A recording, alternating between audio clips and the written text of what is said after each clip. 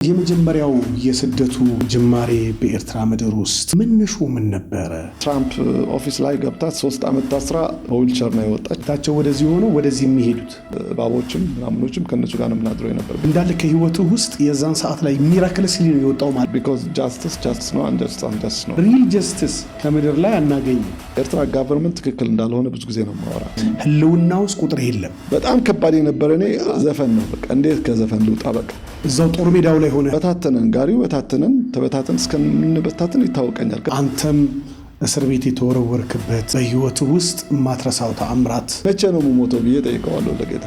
መሪያ ዙር ሰልጣኞች ነበራል። ሊትራሊ እያየሁ ቀንደ እንፋል በቃ እያየሁ ተነነ በቃ ጠፋ። ረዲየት ረዲየት ረዲየት ረዲየት بسمتي سماي النادر زقبر